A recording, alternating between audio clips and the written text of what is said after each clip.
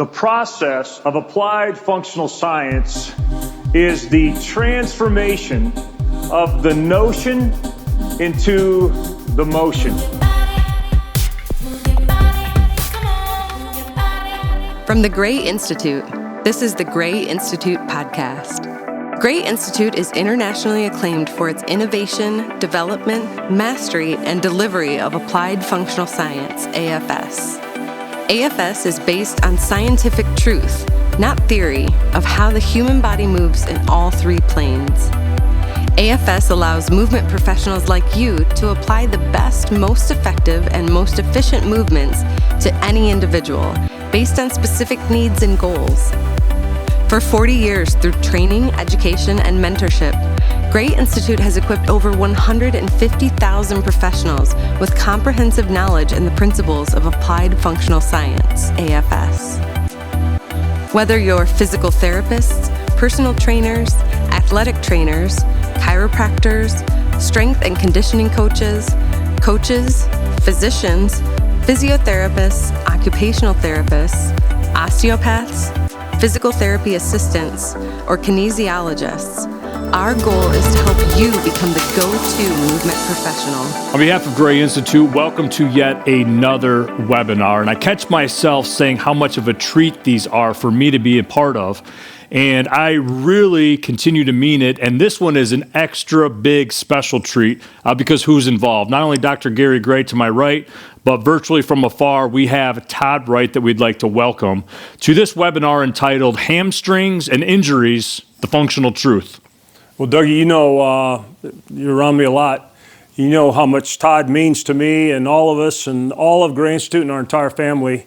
And you know, ever since I first met him, he became my hero. So as excited as you are, you can multiply that times 10. Just that he's honoring us with his presence, knowing that what he's accomplished in his career, just knowing how he empowers other people and how he loves on other people. It's just an honor to have him. So I'm so excited as well. So before I get into identifying the three big rocks for the webinar, we want to kind of highlight, of course, Todd Wright. And I personally just want to welcome him and thank him for being a part of this webinar. And for those viewers, this guy is one special person. Not only is the Vice President of Player Development and an assistant coach for the Los Angeles Clippers, he's the founder for Train for the Game in Austin, Texas, which is a fitness, performance, and restoration facility. He's also a Gray Institute Gift Fellow, and more importantly, he's just a dear friend and one of our biggest heroes. So, Todd, welcome to the webinar. We're just going to turn it over to you to say some words. Yeah, I really appreciate you guys. It means a lot that I can be here today with you guys to collaborate. Obviously, the sentiments they're as equal on my side. I feel very blessed and fortunate that our paths crossed 20 plus years ago. And just to share a little bit about myself. So I am a coach by trade for 25 years. And shortly into that career path, I ventured into a chain reaction seminar in Raleigh, North Carolina. And you know, the glasses that I wore at that time were very traditional based. And I had some issues with athletes at the time that I went to explore and try to learn and discover some new things. And quickly at the end of that first chain reaction, I knew I needed a new pair of glasses. And followed back over the next couple of years, I think it was 4 or 5 years continuous that I took the exact same course. You know, we went from Raleigh to Boston, to Portland. I think San Diego was one, and there was another one that I did 5 years in a row. And then I realized each time just how much more I took out of those chain reaction seminars, that this was going to be a major staple in how I wanted to view movement and training and restoration, how to rehab athletes and people. And truth be known, I can't begin to tell you the impact that not only just personally, what a gift it is to know you guys personally, but the gift that the knowledge that you guys have shared with me and provided with me, and just how many people that has helped over the last 20 years. And so I'm exceptionally excited to sit here today and to collaborate and banter back and forth with you on a piece of anatomy that can be really misunderstood, and one that when you start to look at the architecture to it and the origin insertions, that it'll really make you think, how to train it differently. So I'm stoked to be here with you guys today, and I'm looking forward to getting after it. All right. Well, thanks so much, Todd. We too are stoked. And as Todd alluded to, that we're going to be highlighting a significant part of the body that has significant impact on the rest of the body, as well as the rest of the body having significant impact on it. And that's, of course, the hamstrings. So with hamstrings and injuries, the functional truth, we want to cover 3 big rocks here in this webinar. The first big rock is current trends to training, prevention, and rehab of hamstrings. The second rock is going to be chain reaction biomechanics of hamstrings and how this relates to training, prevention, and rehab. And then finally, the third rock that we would like to cover is practical applications, movements to enhance function of the hamstrings and the rest of the body. And it's really going to be a journey, if you will, kind of like Todd mentioned, that there's a way that we're traditionally taught about how the body moves, and it's very segmented. The integration or the chain reaction that Todd talked about really, of course, has been the seminar that Gary's been teaching for well over the last 30 years that continues to grow with the information. But more we learn about it, the more we understand there's a lot more to learn. And I think that's really the testament of the hamstrings as well as the rest of the body. So as your facilitator of this webinar, I'm going to go ahead and tee you two studs up, and then I'm going to kind of exit, and then I'll come back in to help facilitate the rest of the big rocks and some of the information. But as we kickstart this webinar with the first rock, I would love for you guys just to kind of banter and talk about the current trends for training, prevention, and rehab of hamstrings, not only from a training standpoint, but also what we're seeing a lot from an injury standpoint and what the correlation may be. Great job. It's great being here with you too, Boog. As many of you who have watched the webinars before, you know the wisdom that Dougie brings to the whole system. So we appreciate him kind of scaling this up for Toddy and I, kind of give us some guidance and direction. And as indicated, he'll be coming back to demonstrate some of the things that we're going to jibber jabber about, Todd. But I think probably the first thing, if we were just kind of sitting around having dinner and a bunch of us were maybe in charge of other people's lives like you are on a daily basis, and we said, hey, what about this hamstring thing? What's going on with this hamstring thing? Because we see, as Dougie said, in all disciplines, in basketball and football and soccer and hockey and obviously in baseball, we're seeing a lot of hamstring injuries. And then we're seeing when people kind of get back, maybe kind of a re-injure of that hamstring. And there seems to be a lot of, I'm not sure if it's controversy, confusion, or just conceptual things about the hamstrings. So if I said, hey, Toddy, before you take a bite of your salad there, tell us just any thoughts that you have just to kind of set the foundation for understanding, like you say, this really intriguing part of the body, human part of the body called the hammies. Sure. So when I first got involved with you, Gary, right after Chain Reaction, you guys came out with the Video Digest series, and which, it's just so dense of knowledge. But I always remember the hamstring video and you come riding in on that horse and the horse rein analogy. And I was instantly really kind of pulled in. And this was an early part of my career where I was just really starting to discover functional anatomy because of you and how you made me think. And so when you look at, the hamstrings, all of them tying in on the ischial tuberosity and then coming down, wrapping down, and then crossing the knee joint, one medially and one, really two laterally in the biceps femoris and the long and short head, and then the semitendinosus and the semimembranosus tying in on that medial part of the tibia. You instantly start to look at the architecture and the angulation to those muscles, and you start to think, well, it doesn't really represent a sagittal plane dominant muscle group. But yet in traditional training, load is king in traditional training. Where my eyes have been opened is I don't think it's king. I think it's variability of direction to influence those. If we're talking true function, right? And sometimes traditional training is based off of just strong, but strong doing what? And a lot of the training just didn't mimic functional movement, right? It was all really based in a stance or not really with your feet on the ground. And but a lot of the traditional training for hamstrings was very sagittally plane dominant and sagittally plane dominant in which the knee really doesn't function.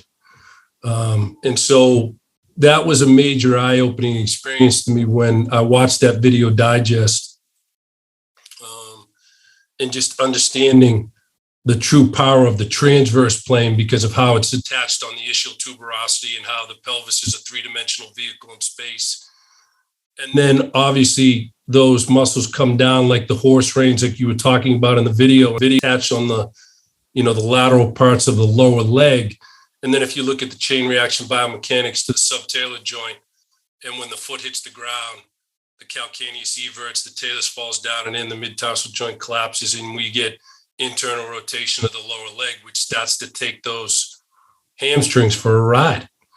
And so you got two influences, one from the ground up and one from the pelvis down. And just looking at the amount of different forces that you can put in through the three planes of motion was just a huge discovery for me. And it made me really think differently about how to train it. Well, the bad news about capturing this on Zoom is when you're talking, Todd, they don't get to see me. That probably could be good news for most people, but I wish they could have seen me as you went through that discussion, because I had a big grin on my face. And the reason I had a grin on my face is I'm thinking, there he goes again. He's describing this better than I describe it, and in a way that everybody's going, wow, that's just, I think your ability, because of all of your experience and what you do on a daily basis, I think this understanding, and I'm going to steal one from you here, it's really the variability of what the hamstring has to do that we have to understand, that we have to properly train and condition and kind of get it going. So I wish everybody could have seen the smile I have on my face. I think probably the two biggest things that I think there's a misconception that some trends are now following with the hamstring. Number one is that, as you said, it's primarily a sagittal plane muscle. And you just said it beautifully. It kind of sticks there in the butt and the ischial tuberosity. And you got a couple coming around the lateral side. You got a couple coming around the medial side like the reins of a horse. And immediately, as you said, Todd, you see its dominance in the transverse plane. So if I had to give it a dominance, I'd give it a transverse plane dominance like you said. So the question is, are we lengthening it in the transverse plane? Are we strengthening it in the transverse plane? In the way that you just brilliantly said, it has to be done from the ground up and top down.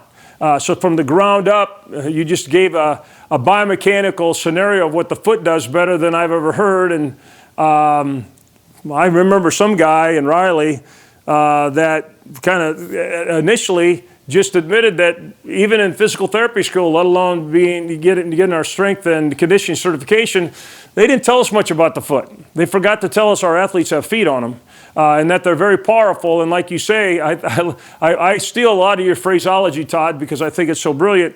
When that subtalar joint everts and everything internally rotates because of what that talus is doing, it takes the hamstring for a ride. And if we don't prepare the hamstring for a ride, then it's a big deal. The second trend, I think, is understanding that the hamstring decelerates hip flexion and knee flexion. Now, you were taught, I was taught in school that it actually is a knee flexor, so therefore decelerates knee extension. Guess what? That's true. If I'm laying on a table and I bend my knee, the hamstring concentrically contracts and it bends the knee. So yes, that's what it does. But you made a huge distinction.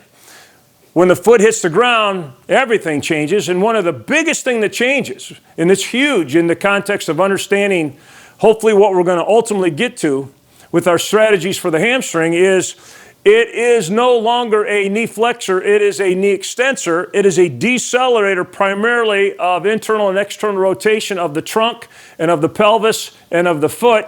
And it also has huge ramifications in the frontal plane. You can just see that if I have something here that goes here, I can decelerate this with this pull, and I can decelerate this with this pull. So that's kind of a big deal and kind of some misconceptions with the hamstring. Anything else relative to just things that you kind of seen done? What I like about your ability is you have this very humble ability to challenge things and not make people feel bad. I, strangely enough, have the opposite approach. I think it's because I'm uglier and I have deep set eyes and I just look like an old cranky guy. But sometimes when we see people working out in the training room and doing things to get faster and go quicker and move better on a basketball court or on a football field, we kind of go, I wonder why you're doing that. So what are some of the things you've questioned over your career, and what are some of the things that you'd really like our audience, who really is the hero here because they're taking time to listen, you'd like them to hear? I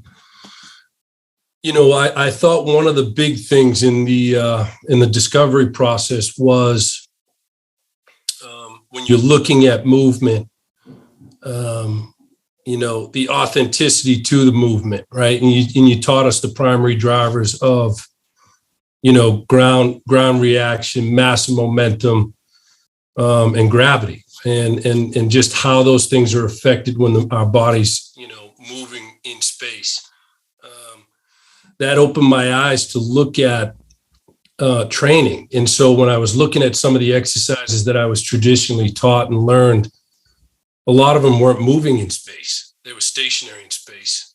But you gave me the ability to look at, because of my knowledge in what you gave me in functional anatomy, I was able to start to look at the architecture of those muscles and how they actually blend with each other and how they work integratively. One other principle that you taught me early. And so a great example of that hamstring complex is that penzanserine complex that, brings in the sartorius and the gracilis and the diagonal nature to those muscles, right? And then how they're blending in with the hamstring muscle. And it's really hard to deny when you're looking at this, that this is a sagittally plane dominant muscle.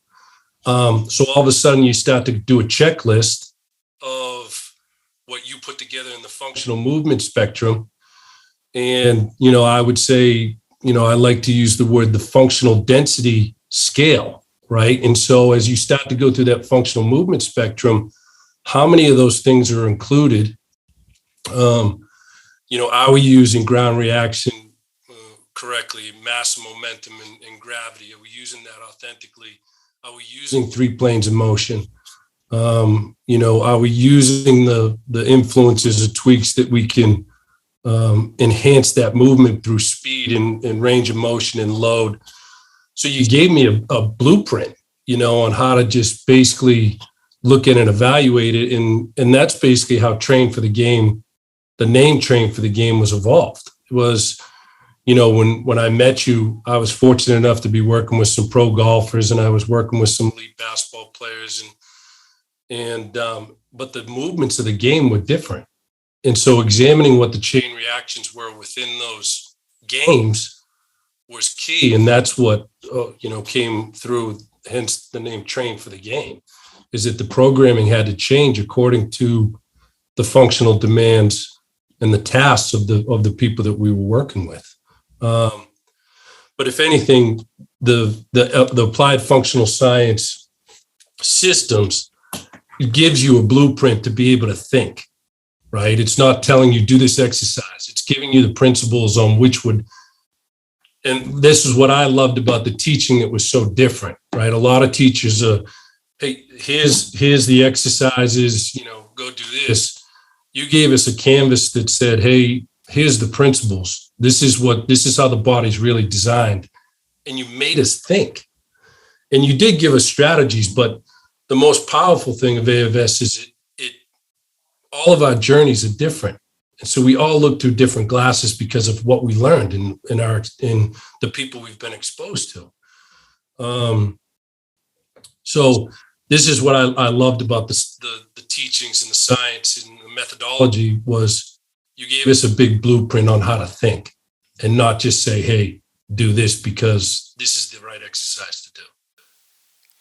If you remember, recently I had the privilege of hanging out with you and seeing you at work. And I know that day I called Dougie and I go, man, for me, this is gold, because I do remember giving Todd 3 different colors, the 3 primary colors. I do remember giving him a paintbrush, some principles and truths. But I don't remember painting such a beautiful piece of art. And I told Doug, I says, it's because Todd is with it and doing it all day long. He's watching the forms of movement. When the athlete moves, what kind of shapes are they forming? And realizing those shapes aren't linear shapes. Those shapes got a lot of rotation and diagonals and twists and turns.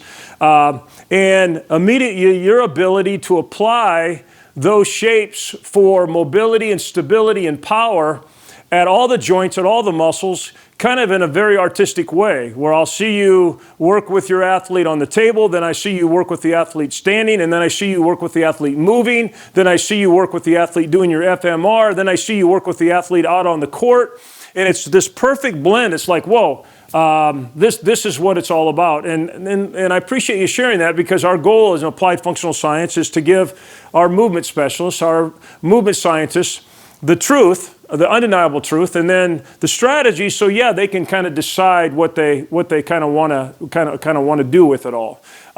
If you don't mind, I'm going to ask Doug to sneak in real quick, because you brought up something, and we're gonna. Normally, I waste a lot of time on this, but I promise not to waste time. And Doug and I are going to banter this back and forth. You mentioned the litmus test, and for me, the litmus test is gold. The good news is it's all stuff that's been out there for thousands of years. Gravity's been there a while. Mass and momentum's been there for a while. Ground's been there for a while. 3 planes of motion, the whole thing. But early on in my career, one of the things we did for hamstrings, we actually measured the torque ability of the hamstring with isokinetic machines. We spent $40,000 to buy a machine so we could determine how strong the hamstring was only in the sagittal plane, without the foot on the ground and without the hip moving, which should have been our first, this doesn't make much sense to me. We should have just looked at it. We should have just stepped back and saw somebody sitting there and going, does that look anything like the motion they're going through when they injure their hamstring, or when they're on the basketball court and they want to be effective and they want to get somewhere quick and they want to post up nice and they want to have good balance? And we realized early on that there was, as we call it, gaposis between the two. That $40,000 piece of equipment that had the hamstring thing and what the hamstring really did, there was gaposis. Now, sometimes we say, as you know, Todd, sometimes we say gaposis isn't all that bad as long as you don't have gaposis. But sometimes if the thing over here, you're doing just the opposite of what the hamstring wants it to do, not a complement, but an opposite, i.e. teaching it how to bend the knee when it gets torn, when it's actually decelerating knee flexion, it's extending the knee, and it's decelerating rotation of the knee and the foot and the hip, and it's decelerating ab and adduction of the knee and calcaneal inversion, eversion, and ab and adduction of the hip. And so when we look at that, now we laugh at it and going, why would we even dream of teaching somebody to do just the exact opposite? And so the way we got there, Dougie, and I like when you kind of blast through this. Okay. Just blast through and just take a look at relative to just a hamstring, and I'll let you pick on. Everybody hears me pick on the knee machine too much, and they think I'm just an ordinary guy. But just kind of go through it as quick as you can, and then I want to come back to another trend real quick and ask Todd about that. Download the Gray Institute app for exclusive access to resources, training tools, and community. At Gray Institute, we pioneered the field of applied functional science.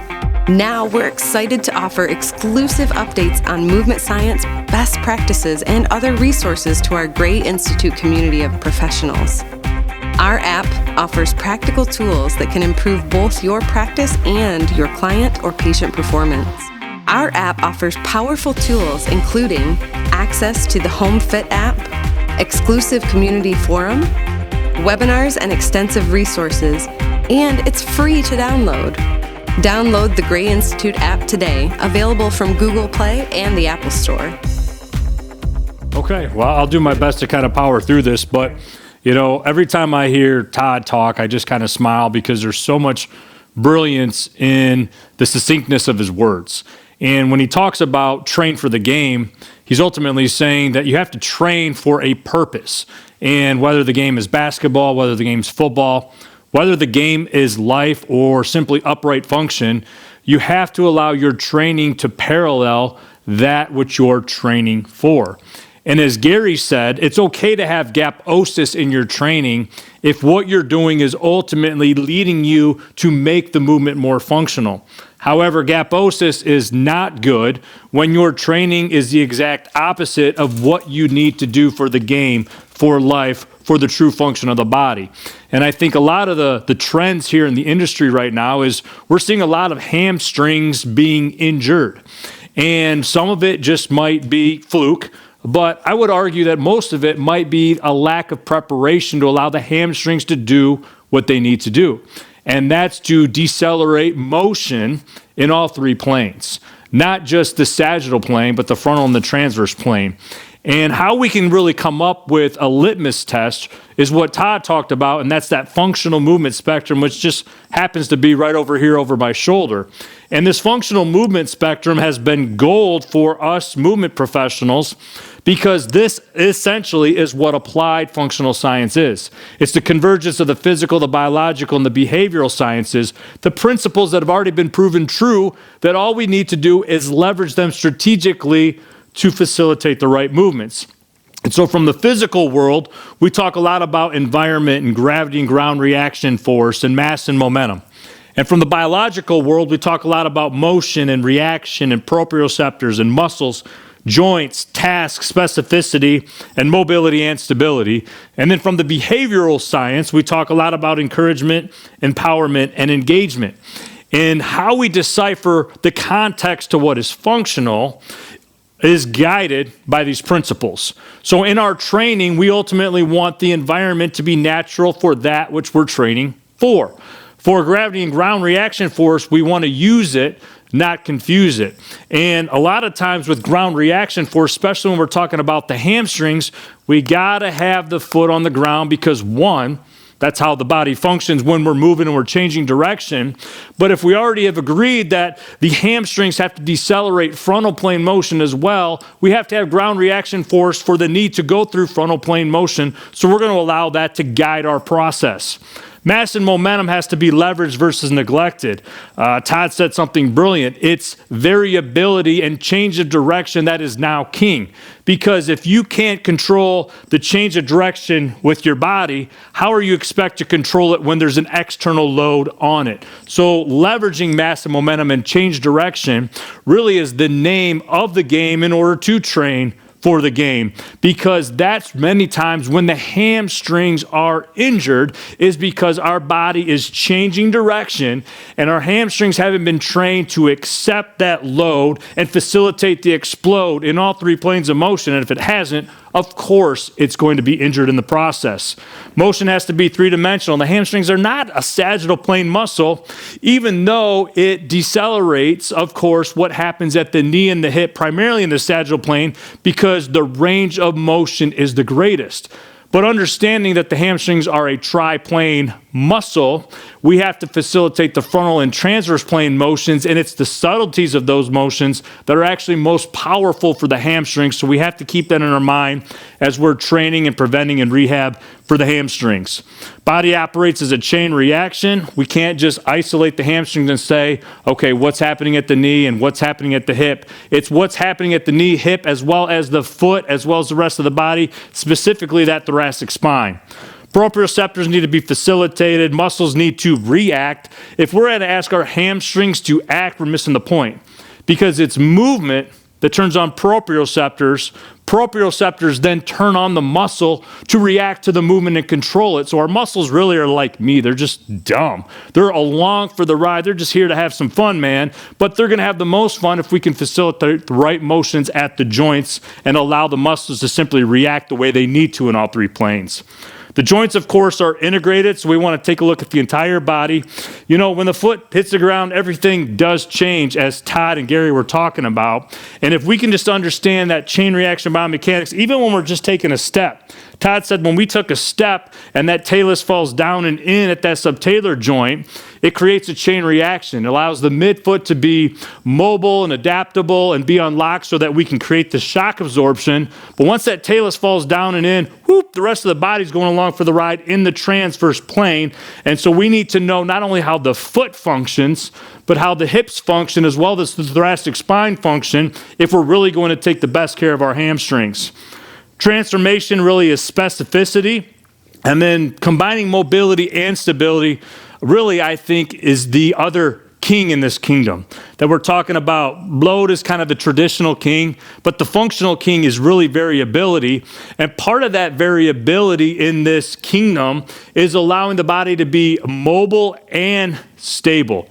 It's one thing to have the flexibility of our body or our hamstrings to go through triplane movement, but we can't leave it at that. We have to train the body to control that motion from a stability standpoint to truly protect the entire body, including the hamstrings. The behavioral sciences of doing encouragement with success and empowerment with an internal locus of control and engagement with relevant movements really continues to be the name of the game. And how I look at that is basically saying, when I'm moving, do I feel like I'm in control? When I'm moving, do I feel like I'm going through movements that are relevant to what I'm ultimately going to be moving for? And right there, that's the sniff test.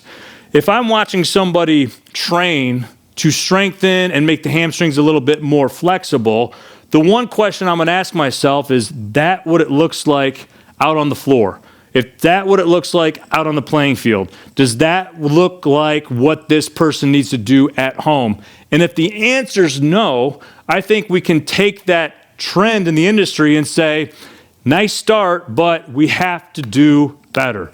We have to allow our understanding of how the body really moves to be replicated in how we're going to move and strengthen the hamstrings and the rest of the body. And how we can say that with confidence isn't based on Gary's theory or Todd's theory or Doug's theory or Gray Institute's theory. We don't do that. We don't mess with theory. We look right at these principles that are being true and say, based on the truth, how then do we progress?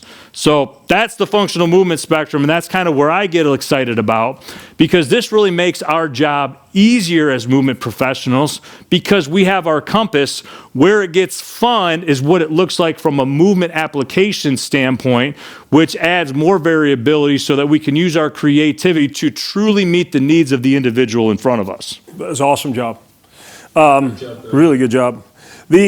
One of the things I want you to comment on, Todd, and this is something you taught me early on, which I didn't appreciate much, but then when I saw the athletes that you need to deal with on a daily basis and what they need to be ready for, is when you work with your athletes and create motion through all the joints and all three planes of motion, and obviously we're talking about the posterior chain now, a lot of hamstring stuff, I noticed that you create kind of a buffer zone. In other words, when you work with your athletes, kind of off weight bearing and on weight bearing and in the true stretch and then on the floor, you're giving them opportunities to go a little bit beyond what they're going to need to do on the floor, which a lot of times I'm guilty. I'm not sure I get there. I might get them to the threshold of what they need, but I don't give them that magic buffer zone, which I think is really key in enhancing performance and preventing injury.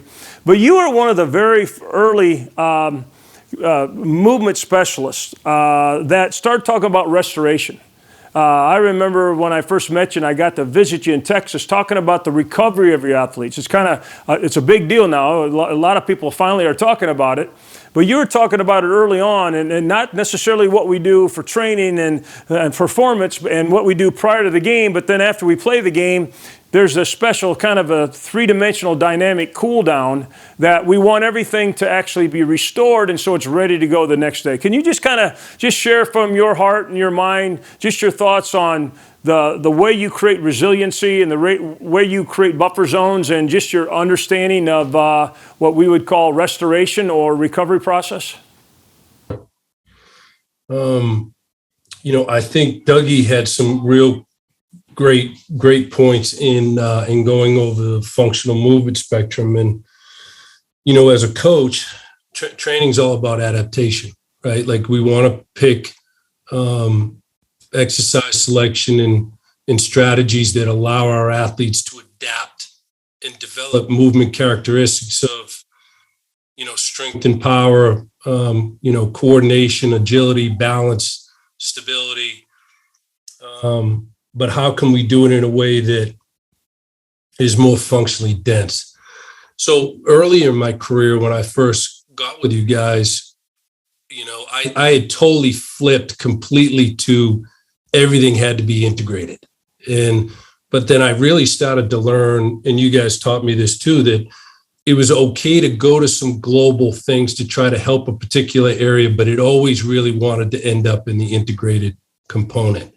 So that scale could go from a little bit local to I could use my hands on a table to, hydrate a particular area of the ankle or the hamstring, or mobilize the hip using my hands. But the ultimate goal was to build that into the three-dimensionality and functionality of integrated upright movement. But for a while, I was so on the other side.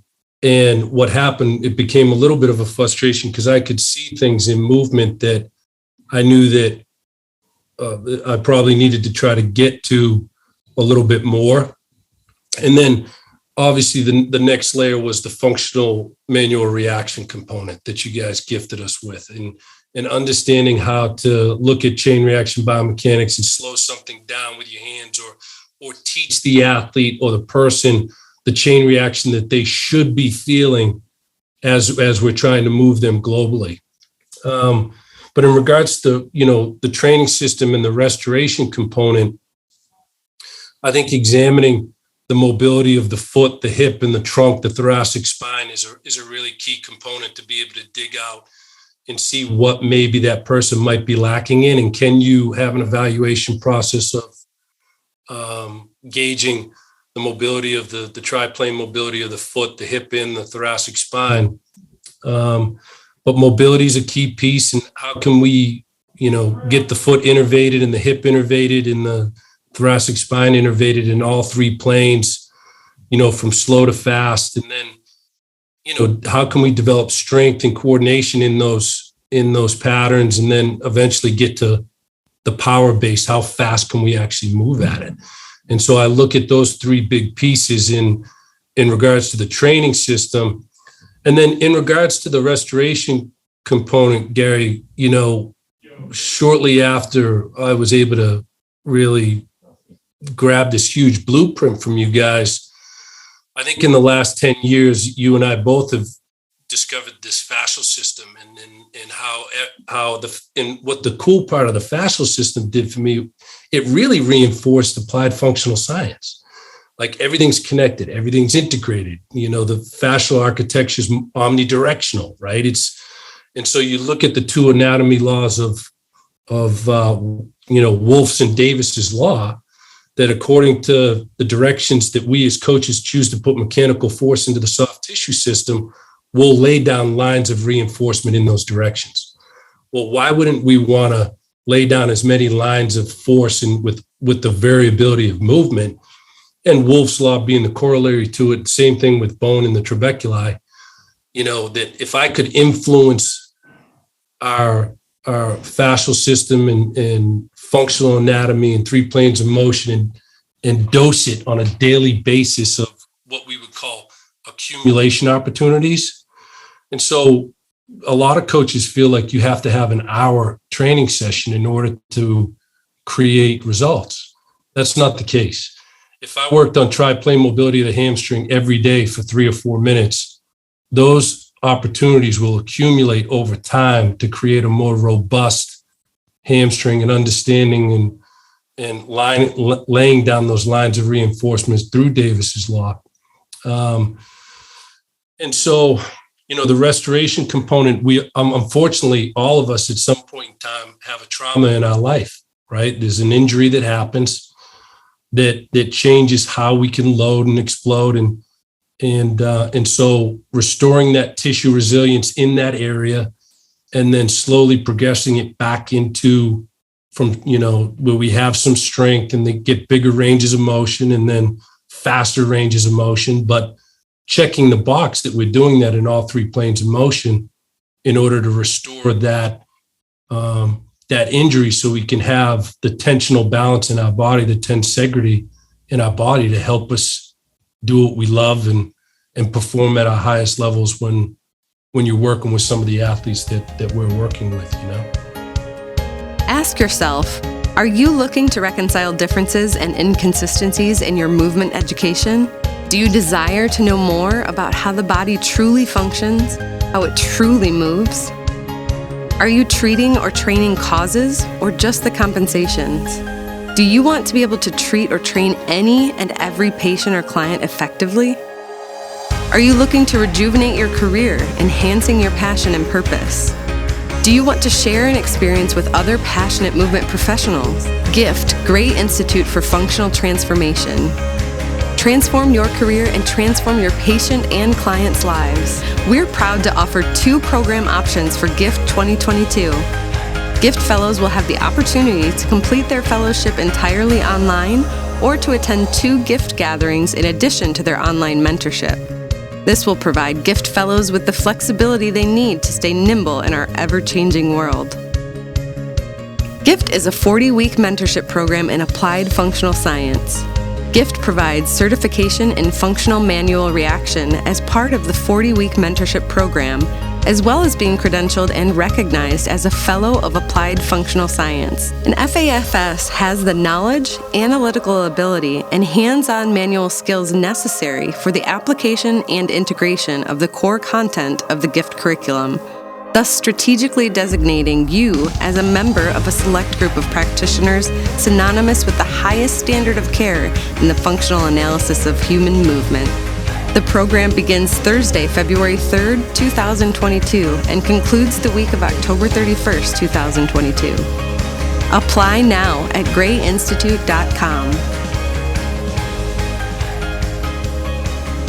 Well, and I'm going to do this. Anybody watching this, here's my hint. Go replay what Todd just said. There were so many gold nuggets in there, you're just kind of going, wow. And he just kind of, as Dougie said, he just kind of seamlessly knows how to just kind of, because he lives these truths and they come on out. So I appreciate that, Toddy. One of the things you mentioned is the kind of the, and I not only made that mistake for years, but I continue to make the mistake, is I don't necessarily understand that I gotta maybe go after something a little more isolated and maybe just a pinch non-functional. But what you're brilliant at, that I saw firsthand, is you'll take something like a lengthening of the hamstring and the sagittal plane on the table, but you'll instantly put in the frontal plane, both ab and adduction of the hip and the knee, and at the same time I see you playing with the subtalar joint. I'm going, this is brilliant.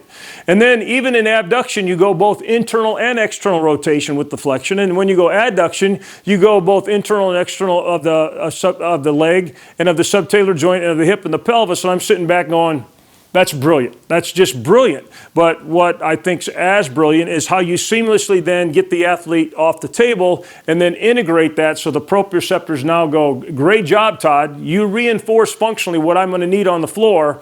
Now that I'm on the floor, I can now utilize this new gift you gave me of this proper fascial mobility, proper mobility of the tissue, whatever it is. My joint's moving better. And as Dougie said, proprioceptors are being turned on more and I'm more effective.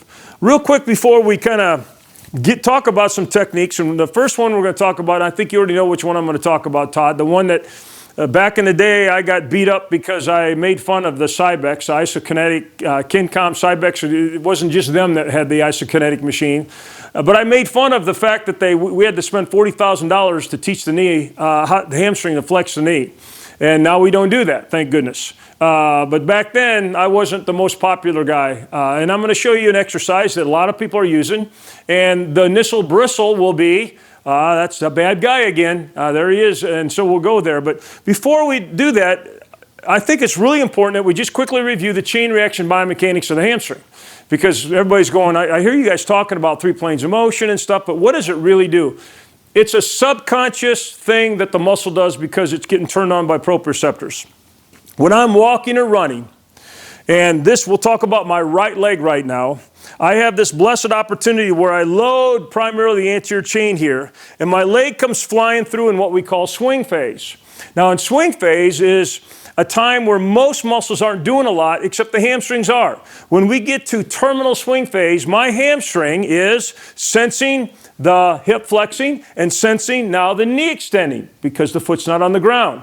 And it gets turned on. EMG shows us that we definitely need to train the hamstring in off-weight bearing relative to the other foot on the ground. Not off-weight bearing with both feet off the ground, but during swing phase. But as soon as that foot hits the ground, you said it beautifully, Todd, the foot collapses, the calcaneus everts, we go through this motion, the global thing of pronation. The knee flexes, it abducts and internally rotates. The hip flexes, adducts, and internally rotates. And guess who controls all of those motions? The hamstring. So the hamstring eccentrically decelerates knee flexion, knee abduction, knee internal rotation, hip flexion, hip adduction, hip internal rotation, and obviously calcaneal eversion of the foot, and as Dougie said, unlocking of the mid-tarsal joint. And we know it also decelerates the forward momentum of the trunk, the lateral flexion of the trunk, and the rotation of the trunk, which that's what the athlete's doing upstairs to generate more force.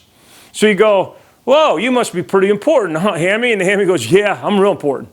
I'm real important. I'm part of that posterior chain that if you train me properly, I'm going to do some good things for you. But if you confuse me, I might confuse you. And so understanding that the muscle, the hamstring functions eccentrically first, and then it has this ability to then use its transverse plane power eccentrically to now extend the hip. Now to actually get the knee to go from flexion into extension. To get the knee to go from abduction. You can even see these lateral hamstrings pulling it back into adduction. You can see it going from internal rotation to external rotation. You can see the hip going from internal rotation to, believe it or not, more internal rotation to even wind up the hamstring and have it function. It's a confusing term, but you know it very well, econcentric. That during this time, the muscle is functioning eccentrically and concentrically at the same time. That's how we're able to move and generate force and take advantage of gravity, ground reaction force, mass, and momentum. It's pretty. When you think about the miracle of the body, we have to be in awe. You sit there on the sideline and watch your athletes get up and down the floor. We're in awe. I mean, it's like, look at this. This is unbelievable what they're able to do. And when we scratch our head and try to figure out how it does it, it kind of is like, well. And so in applied functional science, sometimes it's as easy as, if this is what the hamstring does, well, let's do that. But then let's add a little more. So let's do some anterior lunges, primarily sagittal plane. Let's do some lunges where we now add a little more frontal plane. Let's do some lunges where I toe in and toe out and I get a little more transverse plane. Let's use 3D maps and do our posterior chain where now I'm looking at the stance leg. I go straight back. I go back in the frontal plane and I also go back in the transverse plane to say, hamstring, I know you got to be ready to rock and roll in all three planes of motion. I'm going to use ground reaction force, mass and momentum, and the drivers of the body to get you there. I'm going to even have you rotate your head as you're going through there. So Dougie will show us some of those. Doug, would you mind getting the pad? If I get this out of my system, then we don't have to talk about it anymore. A number of years ago, somebody said, well, here's the best exercise for hamstring because it's eccentric. And I go, okay. I remember on the Cybex, they had a passive mode, because it was concentric, but then they gave it a passive mode, so now they said now it's going to be eccentric, and eccentric of decelerating knee extension. That didn't work either, and here's why that didn't work. So this exercise, people call it a bunch of different things. If you wouldn't mind getting on your knee in the pad, okay, and there's a clap back here. Sometimes you'll actually see in training room the partner grabbing the person's ankle. There are now pieces of equipment that actually cramp you down here. And there's a pad on your knee, and what Doug's supposed to do is go forward. Okay, a little bit forward, come back now. Okay, go forward again, come back now. Okay, great. Now you can hop up. Okay, now just be Pooh Bear. Look at that and tell me when we do that. It's like, that looks ridiculous, okay? Didn't mean the exercise is ridiculous. Let's look at that. But I'll add to that, I believe what we're doing there is we're in an artificial position. We're not using gravity the way it should with the knees flexed like that. The most important joint that Todd just said that the hamstring may control is the subtalar joint. What is it doing? Absolutely nothing. It's being dormant. We're concentrating on the sagittal plane, even though we could add a little frontal transfers. But here's the big red flag to that particular movement. It's teaching the hamstring to do what my mama said is back assward. It's teaching the hamstring to decelerate knee extension, which makes it a concentric knee flexor. So if I'm a proprioceptor in the fascia system, in the hamstring, in the tendons, in the joint capsules, I'm saying, okay, when the body leans forward, you're supposed to decelerate this motion. But when I stand up, it's supposed to decelerate the exact opposite motion. So not only do we have gaposis, but we have something that's not even on the same spectrum because it's the opposite. And so all I'm saying is back in 1978 when I got up and said, you can't learn to dance while sitting on your pants, I'm going to add to that. You can't learn to dance while on your knees. It's not going to do the hamstring any good.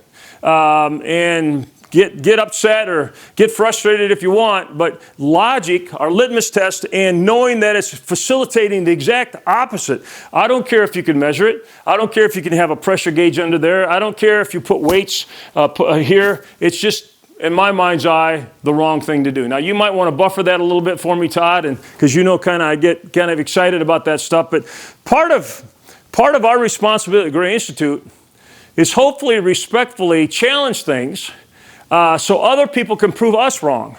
We want to throw things out there and challenge things, not just go, oh, yeah, that makes sense. You can test it and, you can measure it and it is eccentric and, yeah, that sounds good. Or we're going to look at it and go, no, don't fall for it.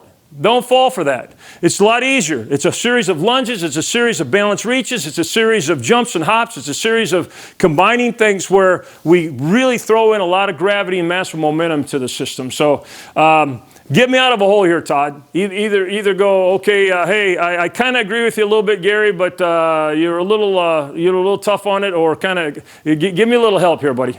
No. I don't think that you're tough on it. I think we're using the blueprint. Right, you're giving us the blueprint and the principles of, I just got through saying like training is about adaptation. What do you want the body to adapt to?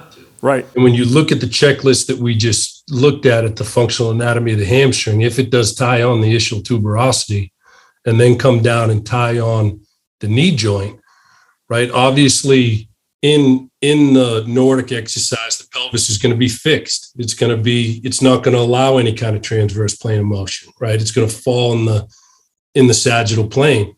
And then the other part is that the knee is actually on the ground. It's anchored into the ground, which isn't going to allow any kind of transverse plane or frontal plane. So instantly that functional movement spectrum or the functional density checklist, we're probably not ticking some of those boxes, right? Like, it is a tool that you could probably create some adaptation into the hamstring, but adaptation for what? And like you said, the function to it is, it's decelerating knee flexion, right? It's helping decelerate hip flexion, which it's not doing in either one of those. And so I would just throw the question out to the coach, if it is about adaptation, why would we want it to adapt in this way, shape, or form? The light bulb, the aha moments and I've had a bunch of them with you guys. But when I really started to learn about traditional training, some of the best, and I've been really blessed to be around some amazing athletes like in my life, and made me, as I was learning this stuff from you guys, and I had these incredible athletes, they reinforced each other, because some of the best athletes I've ever had were terrible at the traditional training components. But when they started, the best athletes in the game that we're fortunate enough to coach in, they're masters of this space. They control their bodies in three-dimensional space like no other. They know how to use their bodies to deceive their opponent with a jab step or a speed step that opens space up for them to dominate and control their space, right? But that space is very vector-based. It's very, if I was standing in the center of a clock, as I jab step to number 2, right, I'm coming out of that space. And that's where I think that if we're looking at that functional movement spectrum, or, like I would say, that functional density checklist, I want to check more boxes to train the hamstring. I want the pelvis to be free in space. So if the right hip's coming back, I want to be able to see what's going on in this world. And in that one exercise that you just showed, I don't think I get that much of a opportunity to do that. This is where it gets hard, because research starts to show, oh, well, this exercise helps hamstring recovery, and there's so much research done on this exercise. But in my mind, it's just simple logic. Like, just looking at the design, the architecture, it just doesn't, like Dougie said, like, if it doesn't look it or sniff it, it doesn't, in my mind, it's not enhancing the movements of the game or the performance, the movement patterns that we want for our clients or athletes. Yep. It's just, I think you said it best. The scary part is when people start saying, well, research shows. No, it hasn't. Research has not shown that exercise prevents injury. Research has not shown the recovery's better. There's no research that I've seen that anybody's shown me, because when you talk about functional research, it's very difficult to do, because to be able to create a control group is next to impossible. So we've got to be careful as soon as somebody says, well, the research shows. I like what you just said, but what does logic show? Because you can fool me with research. You can't fool me with logic. You can't fool me with what I see. If I see an athlete that has to jab to 2 o'clock, and I know this hamstring's doing something in all 3 planes, and I know this hamstring's doing something in all 3 planes, and I want to make him or her more proficient, and I put a weight here, and I add more transverse plane with medicine ball, or I add more sagittal plane, or I add more frontal plane with a medicine ball, and I know that the hamstring works the whole clock. That's the cool part. It works from 1 to 12 o'clock, and it works not only when both feet are on the ground, but with just one foot's on the ground, and that's why with the 3D maps, we have what we call the posterior chain that is primarily the hamstring. Doug, would you do me a favor? Just take them through the 3D maps, but do a tweak that we do where after we do the 3D maps, you do a hand drive in the frontal plane, right, and a hand drive in the transverse plane, then a foot drive in the transverse plane, in the frontal plane, and then combine them, and all of a sudden they'll see that, wait a minute, those are the forms and shapes of what athletes show out there. And then, of course, 3D maps is looking at the stance leg, and then obviously we can correlate that immediately to the lunging leg, and that's right, the beautiful thing. Both hamstrings are doing something at all times. Okay. I think I'll eventually get there, because I'm sitting here, of course, standing here off to the side listening to you guys, and it all makes sense. I mean, it's not, frankly, rocket science. It's applied functional science. And applied functional science really can be the study of one, and that's the individual body in front of us. And our job as movement professionals is to figure out how well that individual moves, what they need to do, and how we tweak their success towards those needs, wants, and goals. And that's really the name of the game. But when we're talking about the hamstrings, the great thing is a lot of these ways that Gary and Todd are describing these movements demonstrate a little bit of the movement that says this is how the hamstrings really get turned on.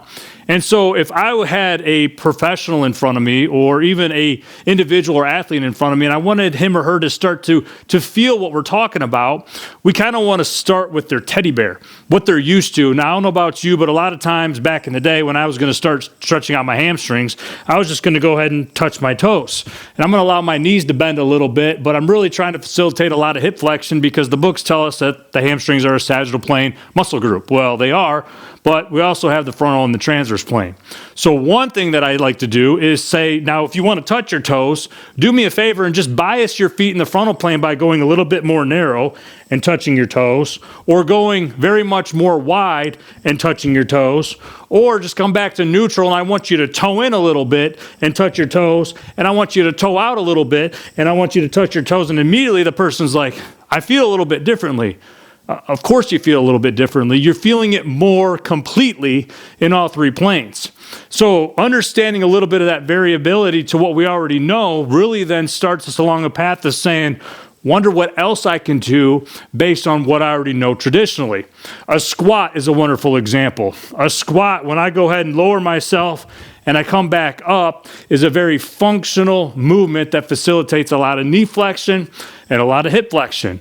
Well, what if we biased our feet in the squat pattern and had our right foot in front of our left, or our left foot in front of the right, or even more importantly, going wide or narrow, toed in or toed out, or any of the above mix and matched? We're going to start to train our hamstrings to decelerate all those motions in three planes. Well, when Gary was talking, we use another functional movement, and of course, that's a lunge. Now, the great thing about a lunge is if I'm moving in front of my body, driving my driving leg is more involved with the hamstrings, because lunge, by definition, is a dissipation of weight where I'm kind of allowing most of my weight to be dissipated on that lunging leg, facilitating knee flexion and hip flexion so that I can come back home. If I lunge backwards, that leg is still decelerating it, but the effect on the stance leg really allows the hip to be flexed and the knee to go through flexion as well. So both groups of hamstrings are really being emphasized on. That's a pretty cool name of the game, or a good trait. So when Gary talks about 3D maps, when we go ahead and go through what we call the posterior chain, which is not only just a posterior lunge, but we want to facilitate on the stance hip more of what it's going through, in this case flexion, and we use our hands to drive or swing posterior ankle or just down towards the ground to really emphasize what the hamstrings are doing. That allows our eyes to stay focused on the entire body, but hone in on the sagittal plane, or hone in on what the hip is doing in the sagittal plane. But if we're really going to train the hamstrings to do what it needs to do, based on the chain reaction biomechanics, we already have a lot of strategies to use in varying the movements. One thing that we can do is not just lunge directly posterior, but we can go posterior to the right, and we can go posterior to the left, and immediately my stance leg hamstrings are saying, you're getting me a little bit more. I feel like the lateral side's getting more turned on when I go back to the opposite side, or I feel like the medial side's getting turned on more when I go back to the same side. Well, of course, because we're biasing the hip to do what we need to do based on how we want the hamstrings to react. I don't even have to think about what the hamstrings are doing. All I need is a conscious task on where to lunge and allow the body to do what it needs to do from a subconscious reaction. Another way that we can bias is not only going backwards or to the right or to the left, but we can also start to toe in and toe out in any of these directions where we're lunging, and we're going to start to tweak in more of the transverse plane. That's simply what we can do with the driving foot within a lunge. But if we really want to continue to bias the hamstring, Todd said we also got to do it top down, not just what the lower extremities are doing, but what the trunk's doing and what the upper extremities can do.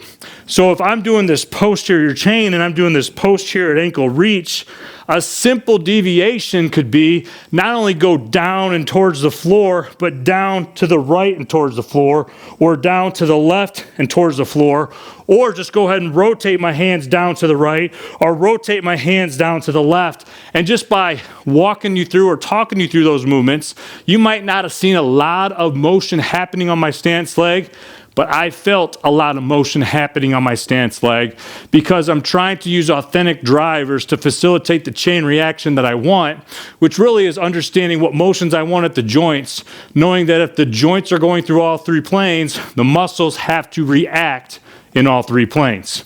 And so we want to take what we know not only with lunges, but with any and all movements. Now, the cool thing is a simple tweak to a lot of this is even if I was going to go ahead and lunge backwards, what I may want to do now is say, how can I add more load to my hamstrings without necessarily using an external load? Essentially, how do I make sure that there's mobility there, but now how do I emphasize stability? Instead of lunging, what 3D Maps teaches you is do a balanced foot reach at ground and then a balanced foot reach at ankle while you're doing those hand swings, because now it's the involved leg that has to say, okay, You know I got the motion. Now you're testing me to see if I got the stability, the strength to control the motion, and that really closes the loop.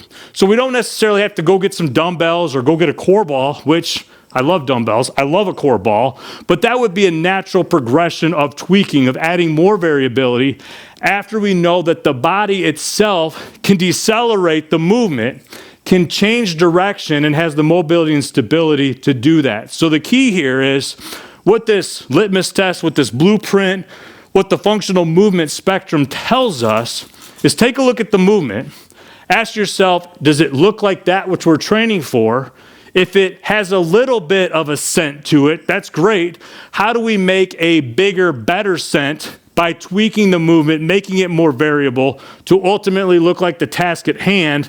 But what Todd and Gary were talking about, I hope you were listening really close, was don't just end there. Potentially create a little bit of a buffer zone by doing a little bit further, a little bit faster, under control and under success.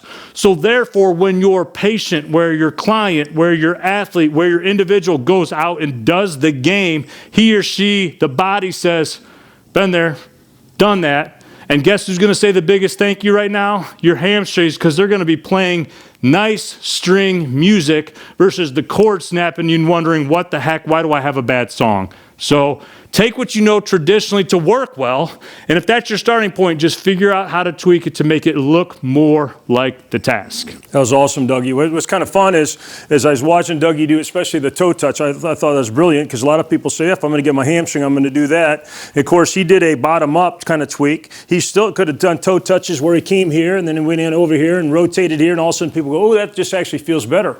That feels like I can walk better, I can run better. And of course, when we develop the true stretch, the same thing. That's why that trough is there. So you'll see the athletes put their heel in here, and they'll lean forward and they'll rotate their heel to get the lateral and the medial hamstring while they're doing what Todd would say, go top down frontal plane, top down transverse plane. Then you'll see them do that with their foot way over here to get more abduction. Then you'll see them do that to get more adduction.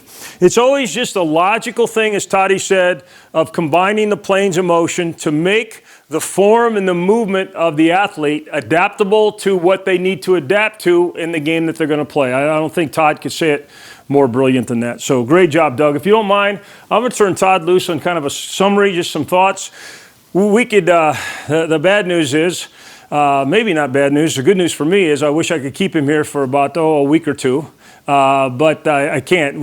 He's been very gracious with his time. But Todd, if you wouldn't mind just kind of closing from your end, just, hey, you got some amazing people out there. They obviously care so much about their clients and their athletes and their patients.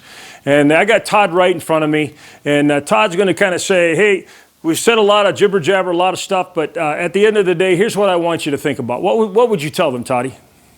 I would tell them this. I think what Doug just did a great job of, and it probably took me 8 years to understand this when I ventured into the applied functional science.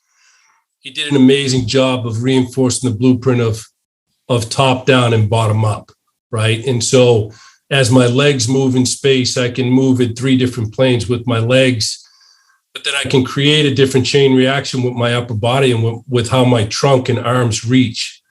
And that gives you a major, a framework for you to think about and evaluate your athletes. I'm really glad that you brought up the stretch cage, Gary, because obviously it's been a huge staple in my career since I've met you, and I've probably purchased over 50 of them to this point. But, Train for the Game, I think, has 16 of them. And our facility here, we probably have, 6 or 7 different ones. And you use some key words and characteristics of human movement, right? Mobility, stability. But the ability to coordinate those movement patterns without, what I love about the cage is it gives you a point of stability to maybe get into some ranges of motion with some stability. Yep. And then where Dougie stepped outside the cage and used the toe touch on a single leg stance to, influence the stance leg, but give just enough stability with the toe touch that he could coordinate the movement, right?